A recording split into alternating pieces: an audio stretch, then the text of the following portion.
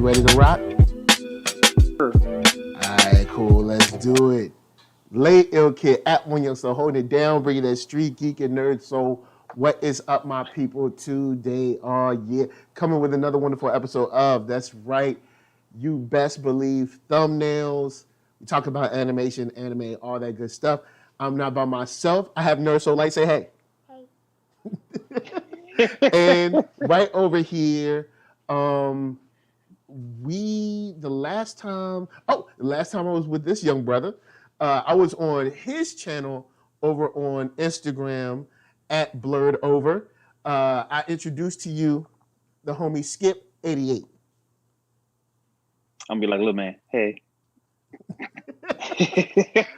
Man, so real quick before people, because people have seen you on the channel before, but real quick before we get into the discussion, who are you? What do you do? What is Blerdover?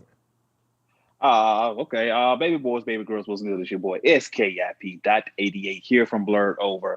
The founder and creator of Blerdover. What we do, we sell. His energy is giving me life. What we do at Blerdover, we celebrate the Black excellence inside the nerd community. We celebrate Black cosplayers. We celebrate my guy right here, that NERDSoul. We celebrate podcasters, comic creators, anime creators, rappers, and we give people of color who look like me and my brother here and the young one to come out to find more people who look like us, to love everything about this community, a safe haven for people of color, Black nerds, blurs. So that's what I do. What up? And that's what's up, man. We met, I don't know, a while ago on the internet, and ever since then I was like, yo, he's cool. So let's just do stuff together whenever we can. Exactly. Thanks. I wanted to look back at a series this year that was, of course, by a young brother. And I remember you were playing the opening song while we were waiting for the interview. Yes. So I was like, oh, he might like, of course, LeSean Thomas's Cannon Busters. Because I know there were some feelings up and down about it, so we'll get into that later. But I was like, yo, I wanted to talk about something that was, made from a young brother, and that we could get into and kind of enjoy and just like look back and throw some love on. And when I remember that, I reached out and I was like, cool, let's go on and do this, because this is a series that I've been waiting for a minute. But before I get into mine, how did you come in contact with this property? Well, at the time, who was my girlfriend, she's my ex now, so praise God on that. She introduced it. She introduced me to it, and I was like, okay, that was wrong. I know that was terrible. I'm sorry, y'all. You know what I'm saying? Sometimes you gotta praise them because you know what I'm saying? Everybody's moved on happily. You know what I'm saying? Exactly. But she introduced me to it, and from the get-go, when I heard the intro, I was like, okay, I'm hooked. I don't know what HBCU band was playing it, but I'm hooked. So I'm definitely in it. From the intro to the movement in the intro, everything caught my attention. And from seeing like the pilot episode, if you were to say, I was like, I like it, feeling the kid, introducing the robot. It was awesome. And of course it had us as the main characters, not us as the side character. Somebody who's coming in into the new series. It was just basically on us, and I liked it. But so we can get on it later. But I can understand people how they feel some type of way about it. But I loved it because it's about time we actually had a representation of us in anime, because we've been asking for it, and I think Cannon Buster was the first one to set it off to keep everything in motion. Nice. For myself, LeSean Thomas is someone who I had been following since maybe since the Artzilla days. So he had a website called Artzilla. It was him, Sanford Green, Karan Grant, and Ed McGuinness. And they would put like their art up on the website and stuff, and it was dope. It was just like all of them had their so very different but unique styles. And I've been a fan of all four of them, for a minute. And LeSean Thomas, probably mostly because he was maybe, I guess, of the group, the most outspoken, maybe seconded by Sanford Green. Sanford Green does a lot of like conversation on Twitter and stuff like that. Right. And then also he does like a lot of work with like speaking at schools and things of that nature. So I've been following him since then, and he worked on a comic book with another brother that's a friend of the show, Brandon Easton, on Arcanium. And I Okay. was just like, his art is so sick, his art is crazy. And he had his own property called Cannon Busters. And I got the issue, I got I guess the first issue or whatever. And he was like, yo, I want to make this an animated series, but this is like way back, like in 05 or something like that. I mean, like way back. And I remember moving to LA and having a chance to meet him and speak with him for like a couple seconds after he did like a symposium at LMU. So I was like, yo, the more and more I heard about this project, the more it's like, I already like the art. Now I like the guy. Now I'm more invested in this project. I'm ready to see this. And he started doing these videos on YouTube of him being in Korea and animating in Korea and stuff like that. And I wish I remember the name of the series. If it comes to me, I'll mention it so people can like check it out. Okay. But the name of the series, on the series, he goes into like what it's like to work in South Korea in animation, kind of like the ins and outs, how easy or hard it is, the day-to-day grind, things of that nature. And then Soul Sessions, that's what it's called, because Seoul, Korea. So Soul Sessions, that's what it was. And So I had okay. used him and his walk, stuff like less is more for his TED talk, like a lot of that stuff for like my inspiration artistically, whether I'm doing graphic design or drawing or even with NERDSoul. So now I'm Okay. like super totally invested, right? And he's talked about this project for so long that I was like, cool, we can see it. And he finally talks about, hey, I'm gonna go on and make this an animated feature or an animated series. So when I get it, I'm like, yo, word, we about to watch this. You best believe that. And seeing the production work behind the scenes and stuff helped create a very large investment on my end to the project before That's awesome. before the animation even started. Talking about, and I'll talk about like how things that he mentioned about the project as well, but that's what kind of like introduced me to it and got me so invested in it. Okay. So with that said, we got Blerdish in the chat. What up, Blerdish? Nice to see you. You know what I'm saying? Probably Curtis, Keith Cooper in the house. what's going on? So with so much writing on it, I come into the project extremely happy, extremely excited already. What were Facts. your initial reactions as you went through the series? Like, first couple of episodes, maybe halfway through, even when you finish, how did you feel? Now, at the first beginning, I was excited because he's saying, from the art, from the details to the storytelling. Like, to me, this is my opinion. I enjoyed the story. It was, it wasn't kind of like not like all the animes we've seen before.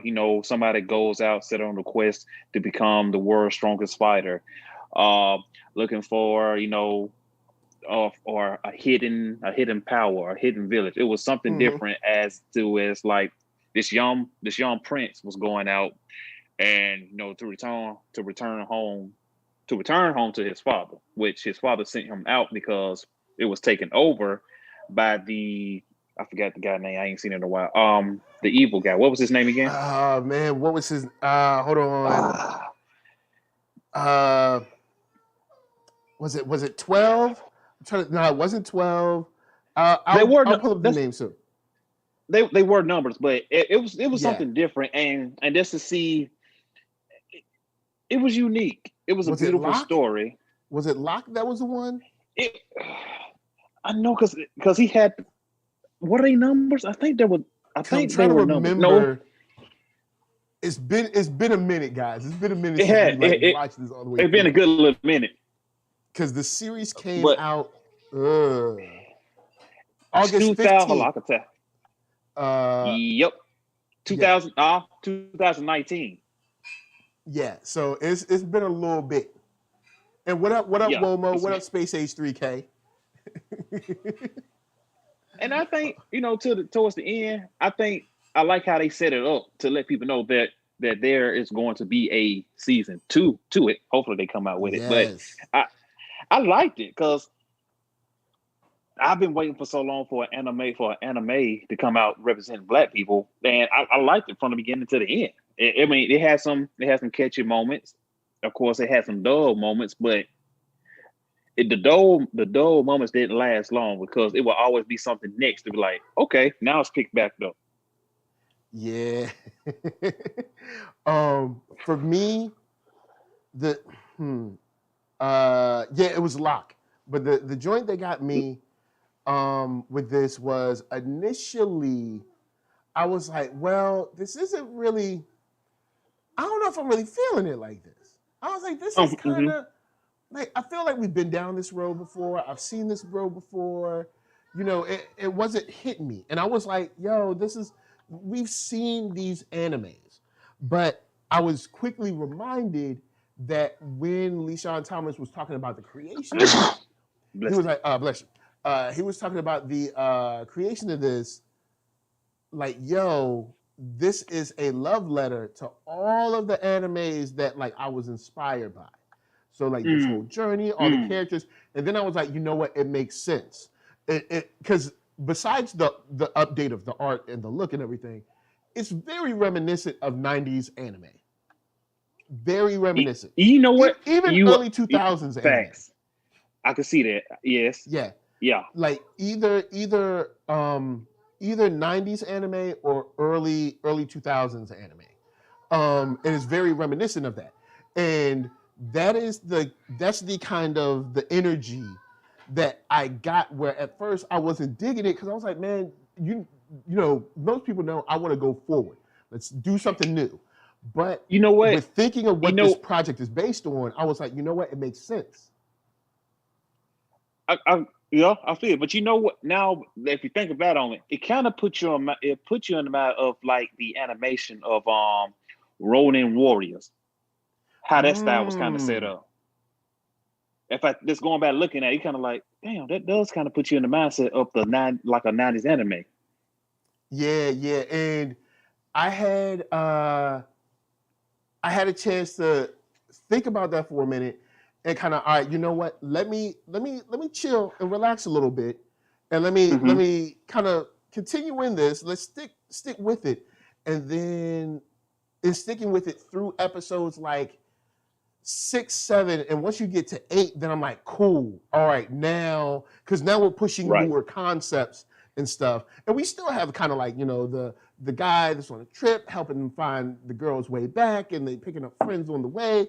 That kind of stuff happens, right? But we're starting to push newer concepts now, and I'm like, yo, even like you have the guy that's protecting the prince, and then they meet the young lady, and she's also a large woman with a large sword. So I was like, yo, we rarely see that. And she's a sister. And like, so that's the kind of stuff that I'm like, yo, all right, cool. We're pushing newer concepts, newer ideas, twisting tropes and stuff like that, and enjoying it.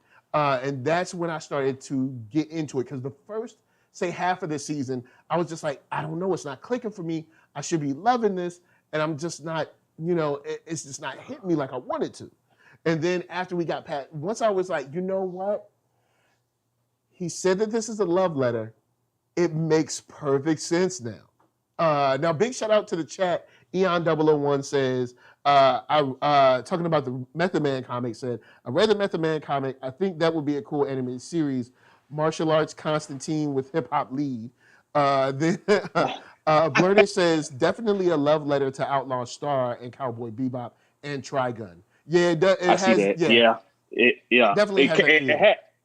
it has a lot of Cowboy Bebop more than anything. Yeah, definitely.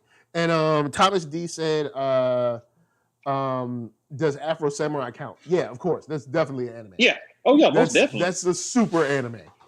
That's like the So OG of black anime. yeah, I don't think there was a titular character that was black before Afro Samurai. I might be wrong, but I don't think so. Michiko Tahachin, when did that come out? Was that before Afro Samurai?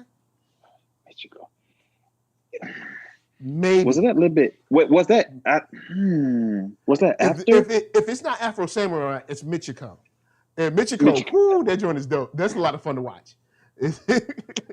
But that's when this thing really stuck and really hit me because I already liked the art style. Now, of course, I prefer the comic books art style, but you can't do comics and animate comics. Comics, there's way more time involved in drawing each pose, in a comic book as opposed to an animated piece. You know what I'm saying? So, but this joint, man, I ended up getting turned around and really having a fun time by the end of this piece. And and thanks for hitting them thumbs up, guys. I see the thumbs going up. Thank you. Why can I? What are we on? I'm not seeing nothing. What are we on? I'm actually trying to look. Shout out to Jenna James in the chat. Hold on, I'll hit you with the link again. Shout out to Jenna James in the chat. Good to see you.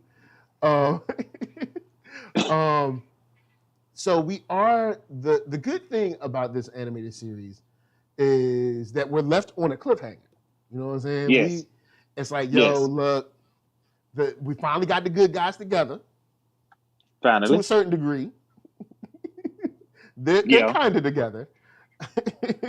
It was so awkward how they came together too. It was like because it was Billy the Kid fell in there. The lady kind of gave up the kid in a fake manner to kind of get him back. The Nine showed up because he wanted beer, but really because he's a good guy at heart. Alky, like the drunk uncle at a family reunion. That's like, dude, who is this guy? But he was deadly with the sword though. He was deadly. Yeah. It was dope with the sword. Now this is interesting. Lala Papa came through and said, props to this. He said, I used to follow LeSean way back during 2015 before his Twitter account got suspended. Word through the grapevine is that LeSean has been coming under fire for providing a flop. Here's my thing. Whether it flopped or not, I know it didn't hit the black Twitter sphere probably how maybe Netflix wanted it to. But here's my thing about flopping. How do we know it flopped? Netflix never provides us numbers, so we don't know whether it flopped or not. Also, are we going by word of ear? Yeah, are we going like who said that it flopped? And then let's say it did flop. Let's say they put it out and nobody watched it and nobody liked it and it wasn't well reviewed and this and the third. Well, should that matter when we let many of the others flop and come back and be directors and writers and showrunners all the time? All the time. The other side get to fail and keep on going. So should I care whether it flopped or should I care whether a brother was able to fully realize his vision that started from sketches into a single issue of a comic book and now to a fully fledged season of an anime on Netflix where everybody can enjoy it? So that's how I don't know. I don't think it flopped. I mean, maybe, but I don't know. I mean, we'll never know, honestly. Then also when it comes to stuff like Netflix, it has a long shelf life because It even does. though, um, say if it wasn't hot when it first came out, you never know when it might pick up a year or two later. Because just like these video games, like Among Us is not a new video game. It's not. But it just happened to catch a wave and it got hot. You know what I'm saying? Now, shouts to Blurdish. Blurdish said, folks perceive it to be a flop for certain reasons. Look at Patty Jenkins, LOL. And then Eon001 says, yeah, we should have the same luxury for second and third and fourth chances. And I Thomas agree. D said, wait, I what's on agree. Netflix?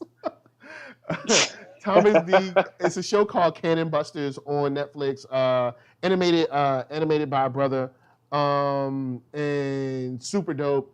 LeSean Thomas has been in the game for a minute, but yeah, it's definitely on point. I agree. Man. So But let's get into. Matter of fact, let's get Blurdish, and oh yeah, Happy New Year, Goldman Vision. Blurdish and let's say Eon001 or Lala Papa. Y'all can put in the reasons why you think it flopped, or maybe whether you liked it or not, you know what I'm saying, and reasons why. Because I know you alluded to a little bit earlier, Skip, where you were like, I know people might like it or dislike it for their reasons. What did you hear out there about what people might have thought about it or felt about it? well, like the first thing I heard, people saying it was kind of, at the beginning, it was too slow at the beginning. It wasn't, it didn't have that much action in it as the other anime. Because you know how you go, you watch Dragon Ball, you watch Hunter x Hunter, it gives you that action right then and there. For them, they're saying Cannon Busters, it kind of lollygag of getting to the point of where we trying to go with it. Another thing was it's kind of like basically how's this black guy feeling a kid in his time period, and it's the future, and it's kind of like dealing with cowboys and with the Wild Wild West. But I was like, you can't really say that because let's say Dragon Ball Z, you really don't know what time period they in. For us, for them, the future is the future for them. But that for us, that could be the past. And for Hunter x Hunter, that could be like, to me at the beginning, that's kind of like almost like the beginning of Pokemon in a way, if you could see it. So then it was that. And then of course it was like, it's cool, it's black, but it really wasn't, telling our story as black people. That's like what I heard. And then Eon001 says advertising promo, simple as that. So it's like, so there were some people that's like, yo, it's not black enough. Then there's some people that's like, oh, it kind of gagged along. or lollygagged along. And I'm like, I guess I can feel you.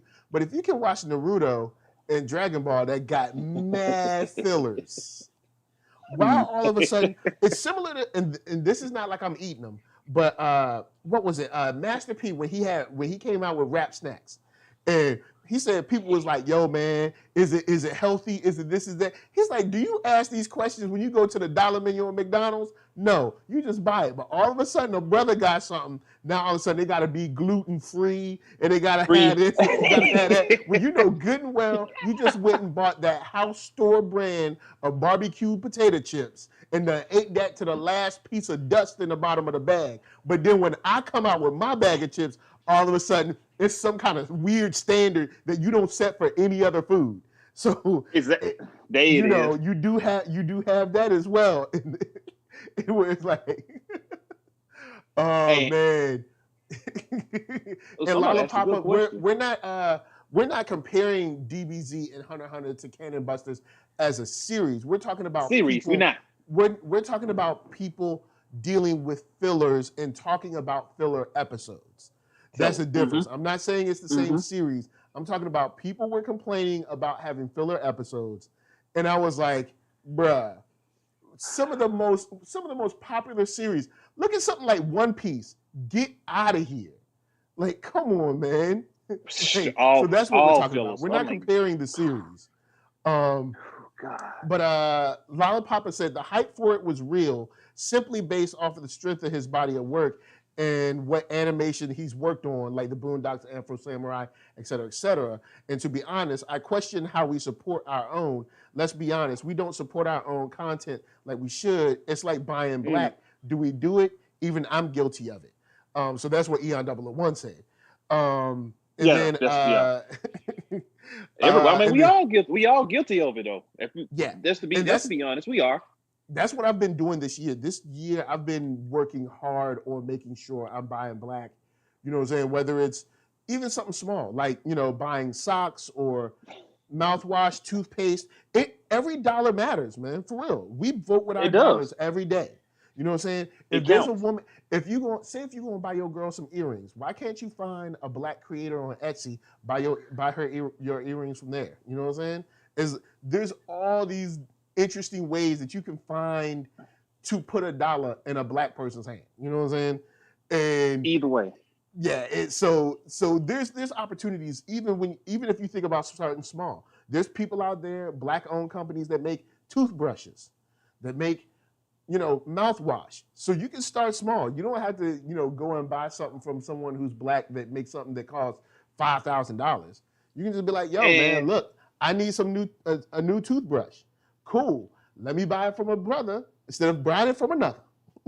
Facts. Because I've been talking about now, because, you know, I came out with hoodies. Everybody say, you know, when the hoodie's coming out, when Blerdover's hoodie's coming out. I say, okay, I got y'all. So, you know, I'm talking to my vendor. My vendor told me the prices. It's like, okay, cool. So what I did, the first 20, you know, I did 25. So the first 25 who want hoodies hit me up. You know, I give you the price of the hoodie so I can give it to my vendor. He'll make the hoodies. So people was in the inboxes. You know, they was like, okay, cool. Mm-hmm. I had one person say, you know, I want a hoodie. Cool. You know, sent $18 to Blerdover, cash out, and I sent it to you. This man came back and said, no, I'm good. Oh shit! Now look, that same dude will turn around and buy a hoodie for $65. You know what I'm saying? So it's like people be fronting on that stuff, man. I'll be like, word. I'll be like, I'm done with that. But Lala Papa said, nah, we not doing that. LeSean had a huge following, a huge support. Mm-hmm. So it's nothing like we blacks didn't support him. Bruh, he worked on Aaron McGruder's Boondocks. We not doing that. I'm just throwing out scenarios. I don't know what happened because I supported the show. I enjoyed the show. I did too. I loved it. I was in a thread of people that generally seemed to like it. So I was cool with it. But I didn't know that there were people that didn't like it. I didn't know why. But, you know, I knew there were people that didn't. Thank you, British. I appreciate that. Oh, wait. Yeah, $18 for a hoodie is not bad at all. Yeah. It's not. Like Jenna James says, is he even active on IG or is he blocked from there too? Yeah, because I haven't seen him. In a while. So, but he might be bubbling. He might be bubbling and working on some stuff because he's working on a project with Lakeith Stanfield. That's going to be an anime that'll be on Netflix. Sorry, not Lakeith Stanfield.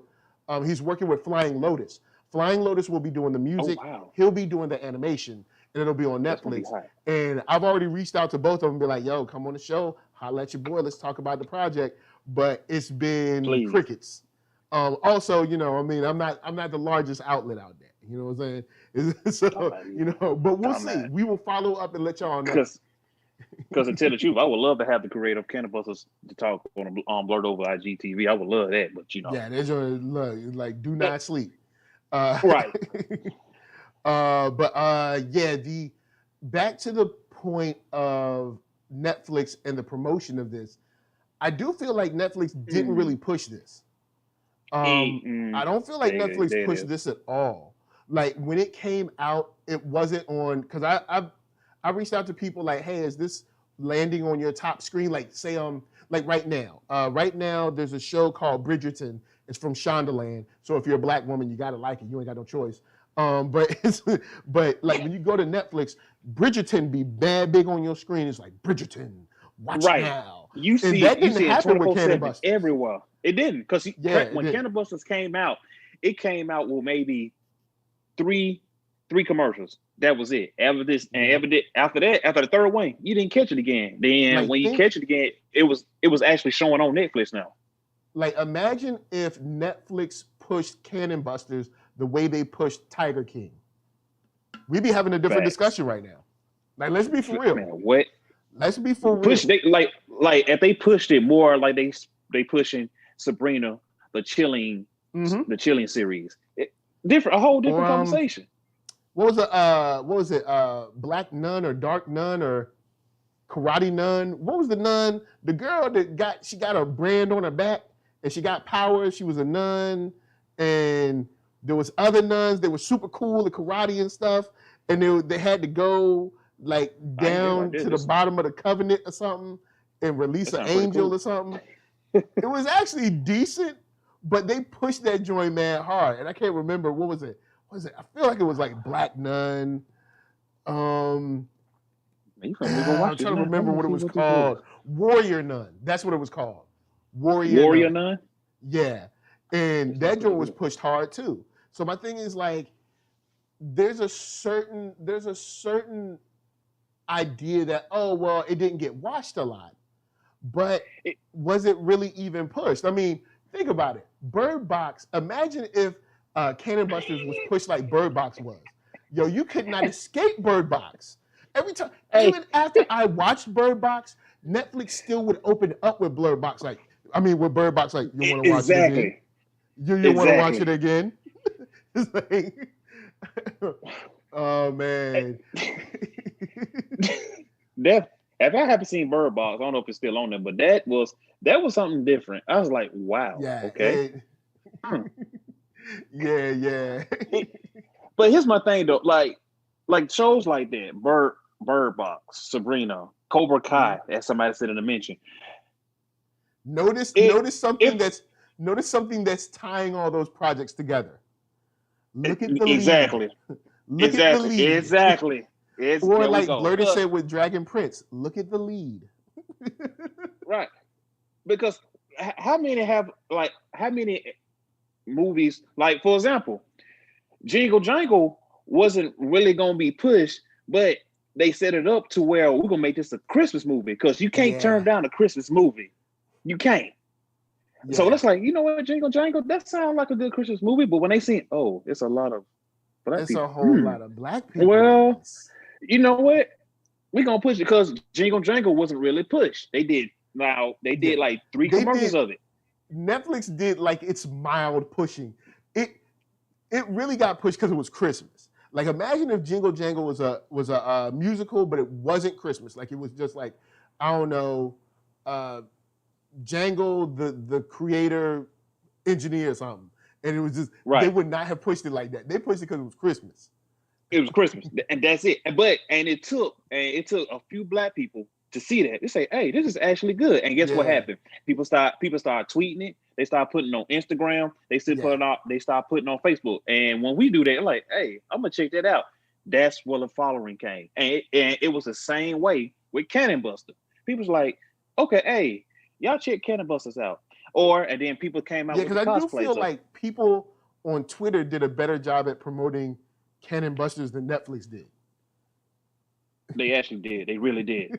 And then when they start seeing people cosplaying these characters on Cannon Busters, it's like, oh, shit, okay, maybe we kind of jumped the gun too quick. Because it was a lot of people cosplaying Sam. Shouts to Gamma Ray. Gamma Ray did a joint as like Sam and Philly. I think she did another character, but I know she did Sam and Philly the Kid. You know what I'm saying? So it's like, shouts to people that were out there cosplaying these characters, and Netflix could have got involved with that, and I think they didn't really care. It was a property for them to own, but I don't think they really cared. And then and some of the characters on Cannon Busters are good people to cosplay as. They really are. And you don't have enough representation of black people in anime, but now we get this, and it's kind of like, it was a good try. Try again. I'm like, well, it was like, whatever. Damn. But speaking about that, since we got into a little bit of the business side, what are you hoping for on season 2, if we get a season 2? Because I can't remember if they announced one or not. Because you know how they announced one, like they announced the season 2 for Queen Sono, but then said, never mind, we're not gonna do it. So I don't know where Cannon Busters sits right now for season 2. if the season 2 come out, I mean, I like season 1. They hung us on a cliffhanger. I was like, okay, I like that. Yeah. Now season 2, like for me, let's go with more action. Do something that would catch the people. Do something that's gonna catch the people eye, just like that, to keep everybody focused. Because okay, frame what's one. gonna happen next? Yeah. And then of course, every anime. Come on, people. Every anime is not gonna be like Dragon Ball Z or Hunter. You always can't have that good fight, even though. And Dragon see, Ball I'm not even super. Like, I'm not even super hot on Hunter x Hunter, but I have seen the fight scenes where I'm like, solid stuff. Right. But I say that way more action. I'd say give us like the first 2 episodes of nothing but just like crazy all out fights, and then you can like slow it down and like give a little story. But it's like you need those gifable moments, I think, as well. Yeah, you need those gifable moments on your show, because that's another thing that helps a lot of animes get noticed, is these like short moments where there's something like crazy, like on Cabaneri. This is point where the girl is like shooting somebody. She flips the shotgun around her neck and catches it and shoot. It's like, all right, you just being fancy now. So it's like those cool moments. You know what I'm saying? It's like that stuff. You know what I'm saying? Like some cool stuff where you can see someone like taking like 5 people on at once, like flipping and turning and like kicking people upside down and stuff. Like those kind of things where it's like, oh, all right, cool. I see where you're coming from. All right. And then you can like share those things out. And some promo. But yeah, definitely more action. And I want to see some more of that mystical side. Some of that magic come out, some more magic stuff. Because we saw it play out a little bit with the king, you know what I'm saying, while he was being like tortured and stuff. But I want to see some more magic, mystical stuff come through. And I know it's still, I know it's an anime, and I know they want to keep it to a certain degree, all ages, but let's get a little more blood up in there. They show some blood in there. You know what I'm saying? Let's get a little more blood up in there. Hey, you know what? The crazy part, I wouldn't be mad if they did this. I wouldn't be mad if he was to reach out to the creator of Lovecraft and have her put some of her take in season 2. I wouldn't mind seeing that. Now that would be hot. I wouldn't be mad at that, because I can't remember who's writing the actual episodes. I can't remember. I mean, I know like LeSean is kind of like directing and show running, but I don't know if there's a particular person that I know of that's like writing the episodes. Right. So yeah, I wouldn't be mad at that. I wouldn't be mad at having someone come in like that, of that magnitude, and like killing it like that. Like I'd be down with that. Shouts to Lalo Papa said, how do you feel about this one, the one Black-owned company in Japan that's getting a ton of buzz lately? It's about time, but I haven't seen any work from the studio. But I mean, I'm pretty sure, I don't know if there's some out there and I just haven't seen it, or I'm just running around and haven't paid attention to it. So, but as far as a Black-owned studio, Black-owned anything, I'm down with it. You know what I'm saying? But especially being in Japan. Because Japan. Japan is most Asian countries are very homogenous societies. They probably won't admit it, but they are very homogenous societies. And we'll just leave it at that. We'll just leave it because like I said, because how people, how the outside world is supposed to look at us. We supposed to be hood, we supposed to be thugs, we supposed to be hoodlums, et cetera, et cetera, et cetera. The typical BS. But you're seeing somebody like a brother like that who have his own company, his own Black company in Japan. That's a huge statement in itself. Yeah. Because Japan, they are very advanced from ahead of their time from America, and that's to have a Black established anime company in that type of society. That's a huge step. Because now they looking at this at a different night, like, well, maybe all of them not really like this, because this dude over here got some great work. I haven't seen it yet, but for somebody like that, for somebody of that, from that country, to see the talent in this brother speaks a lot for himself and for the African American race. Yeah, definitely. So we'll see how that plays out. Boogsworthy said, I think that studio made one of the weekend's music videos for After Hours. I think you're right. I think I remember them saying that. I think I remember an article talking about that. So maybe so. But as far as like a series or a movie, OVA, something like that, I don't think I know of any. So yeah, we'll see. As far as Lovecraft, I think Skip was talking more about like the showrunners and the people writing the episodes, not the book Lovecraft Country. Yeah, not the book, but the episode. I think because what's her name? Sheh Green. I think that's the last name. I think of the first Misha name. Green. Misha Green. Yeah. Misha Green. There we go. Yeah, she wrote it, and Jordan Peele was on it as well. So, but her intelligence and the way she took it, and she combined it with Jordan Peele, and that's what we need more of too. More Black content creators getting together to make something epic. Thank you. That's what we need more of. Come together. but yeah, with that said, I just wanted to take some time to throw some love on this project because it's a project that I was like, it's a little bit older than a year. And I wanted to look back and say, what's something that we had that, even though it's not 2020, we can still be like, yo, we're going to throw some love on it and show some props. I did want to say really quick, before we give shout outs, we heard earlier today that MF Doom has passed away. God damn, this is Doom. Unfortunately, we heard that Doom had passed away at the end of October, but the family had kept it quiet. To kind of like deal with it on their own. You can't really blame them for doing that because once you hear, because they did it right, because the way the media takes it, so I respect them for doing that. Yeah, so we lost another good one. Doom, he'll forever be the villain. So you know what I'm saying? Y'all going in, play a couple of them joints tonight. Whether it's Mad Villainy, whether it's Food, whether it's whether it's rap snitches or accordion or hoe cakes, you know what I'm saying? Or something from like King Ghidorah, you know what I'm saying? It's like he got some joints. He's definitely been one of the greater lyricists in the game. Big facts. But big facts. With that said, I wanted to give a shout out to the chat. We had Boogsworthy, Jenna James, Eon 001, Thomas D, Blurdish, Blerdover, Antoine Allen, Womo came through, Space Age 3K. A whole bunch of folks came through to have some fun. Later tonight, I believe we're going live. I had to check. Are we going live later? I think we're going live later tonight.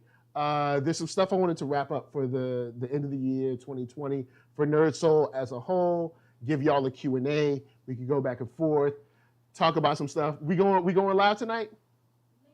Late tonight. We going live. So it'll be late tonight, but we going live.